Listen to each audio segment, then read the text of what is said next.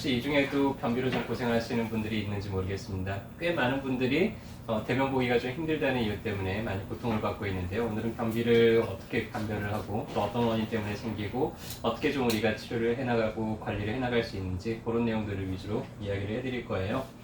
일단은 음식을 먹었을 때 입에서 한 1분 정도 우리가 저작을 하죠. 그러면 식도를 금방 타고 넘어가서 위장에서 한 2-3시간 정도를 머물러요. 좀 기름기 많은 음식을 먹는다 그러면 한 4시간 정도까지 머무르고요. 그러고 나면은 소장으로 넘어갑니다. 한 대여섯 시간 정도 소장에서 영양분들이 흡수가 되고 그리고 나면은 이제 대장으로 넘어가서 대장에서는 한 10시간, 많게는 한 며칠 정도까지 이제 머무르게 돼요. 그래서 소장에서 대장으로 넘어갈 때 음식물은 거의 죽처럼 이렇게 물이 많이 섞여 있습니다.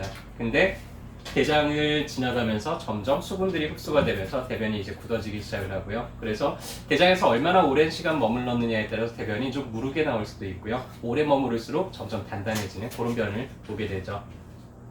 일단은 직장 근처로 이제 변이 모이게 되면은 변이를 느끼게 되죠. 그러면은 이제 괄약근이 벌어지면서 대변을 보고 이렇게 되는데, 근데 대변이 어느 정도 차도 대변 변이를 잘 못 느끼거나 그래서 너무 많은 대변이 모여버리거나 혹은 변이를 느껴서 대변을 보려고 노력을 해도 대변이 잘 빠져나오지 않을 때 우리는 변비라고 이제 얘기를 하게 됩니다. 어떤 변이 좋은 변일까요? 옛날에 그 TV 드라마 뭐 동의보감이나 허준이나 이런 거 보신 분들이 있을지 모르겠지만은 과거에는 어이들이 하는 중요한 역할 중에 하나가 임금님의 변 상태를 관찰하는 거였어요. 그래서 임금님의 변을 용변이라 그랬죠.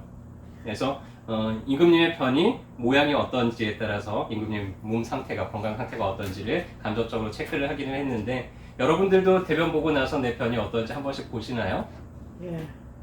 대변에는 정말로 많은 정보들이 우리 건강에 관한 그런 정보들이 담겨져 있기 때문에 대변 상태가 어떻게 변하는지를 날마다 관찰하는 게 내가 좀 건강이 요새 좀 좋아지고 있는지 혹은 내가 좀 건강이 안 좋아지려고 하는지를 미리 알 수 있는 지표가 되기도 합니다. 그래서 좋은 변의 기준은 이런 거예요. 좀 색깔이 노랄수록 좋습니다. 색깔이 노랗다는 거는 장 내에 유익균들, 유산균들이 아주 많이 왕성하게 있다는 뜻이고요. 대변은 바나나처럼 좀 굵고 길게 한 줄기 하고 힘주고 나면은 쑥 나와가지고는 뒤로 닦을 때 거의 묻어나오는 게 없이 그렇게 깔끔하게 나오는 변이 가장 좋은 변이에요. 그리고 대변은 거의 냄새가 나지 않을 때 좋은 변이라고 이야기를 합니다. 근데 나쁜 변은 대변 색깔 자체가 좀 너무 검게 나온다든지 너무 검티티 갈색빛으로 난다든지 아니면 색깔이 초록변이 나온다든지 아니면 하얀 변이 나온다든지 이런 것들은 대변에 뭔가 문제가 있다는 얘기고요. 대변이 너무 단단하거나 혹은 너무 풀어져서 나오는 것도 좋지가 않습니다. 그리고 그런 변들을 보게 되면 휴지로 닦을 때 한참을 닦아도 계속 묻어나오고 이런 변들이 나오게 되죠. 냄새가 악취가 나고 이런 냄새가 날수록 좋지 않다고 이야기를 할 수가 있죠. 영국에서 이제 브리스톨 스툴 차트라는 걸 만들었는데요. 대변 상태가 어떤지 기준을 정하기 위해서 1단계부터 7단계까지 모양으로 나눴어요. 그래서 4단계 정도의 변 상태가 가장 좋습니다. 타입 1이나 2 정도로 가게 되면은 염소똥처럼 보게 되면은 아주 단단한 변이 되는 거고요. 타입 6이나 7번처럼 풀어지거나 아예 물처럼 나오는 것들을 우리가 설사라고 이야기를 하게 되죠.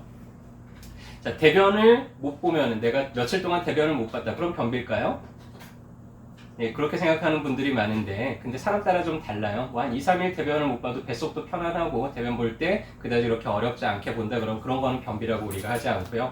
날마다 대변을 잘 보고 있더라도 보고 났는데 시원치가 않다든지 아니면 보는데 너무나 곤란함을 겪는다 그러면은 이제 변비라고 정의를 하게 되죠.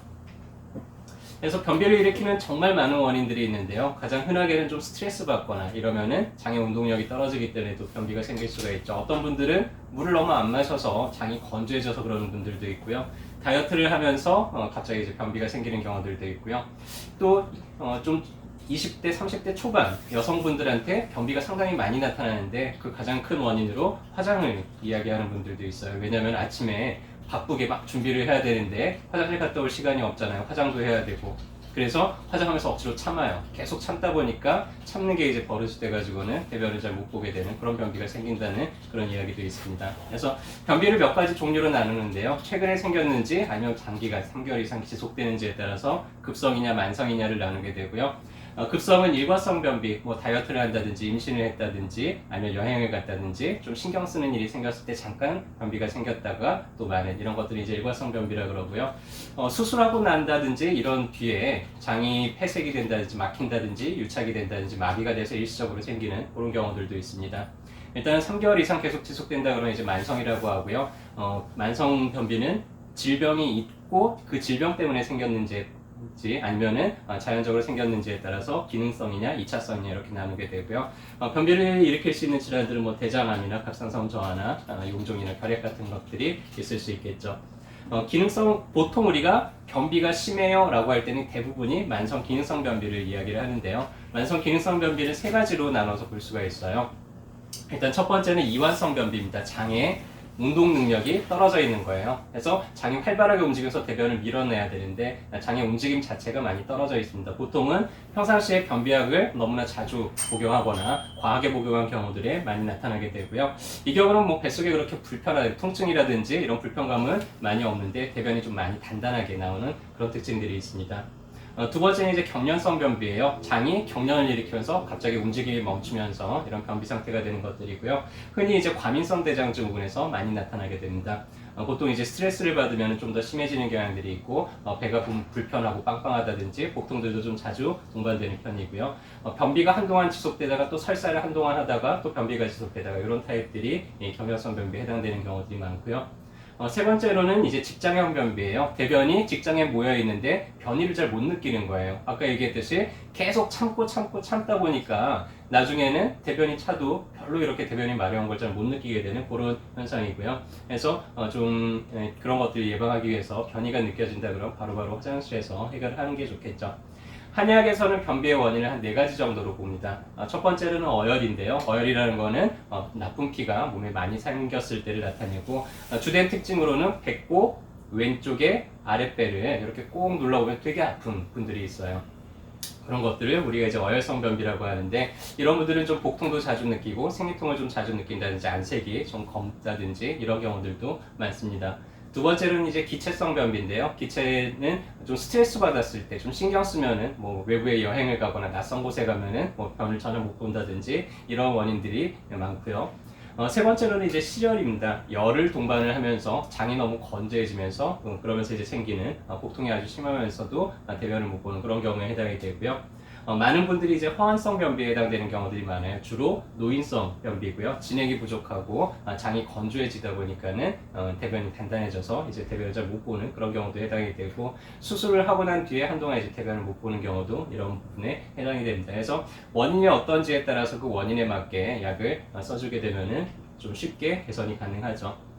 일단은 내가 변비가 있다 그러면 몇 가지 생활관리 요령들이 필요한데요. 물을 자주 섭취하는 게 좋습니다. 장이 건조해지지 않게. 그리고 장이 움직이려면은 내 몸을 많이 움직일수록 장도 활발하게 움직이게 돼요. 그래서 식사하고 나면 한 30분 정도 가볍게 좀 산책을 한다든지 이런 것도 도움이 많이 되고요. 내가 먹는 음식이 결국에 대변의 재료가 돼요. 그래서 섬유질이 좀 풍부한 음식들 위주로 많이 씹어주는 게 좋고 변이 마려우면 참지 말고 바로바로 화장실에서 변을 해결하는 그런 것들이 좋습니다. 일단은 배변에 도움이 되는 몇 가지 방법들을 알려드릴 텐데 마사지를 해주면 좀 도움이 돼요. 대장은 오른쪽 아랫배에서 시작해서 위로 올라가서 다음에 왼쪽으로 그 다음에 왼쪽에서 아랫배 쪽으로 이런 식으로 이어져 있습니다. 그래서 시계 방향으로 내 배를 이렇게 살살 만져주면은 그러면은 좀 대변을 보는데 많이 도움이 되고요. 평소에 내가 손으로 배를 만져봤더니 배가 너무 차 이런 분들도 변비가 생기기가 쉬운데 이런 분들은 평상시에 좀 배를 따뜻하게 해주는 게 도움이 많이 되겠죠.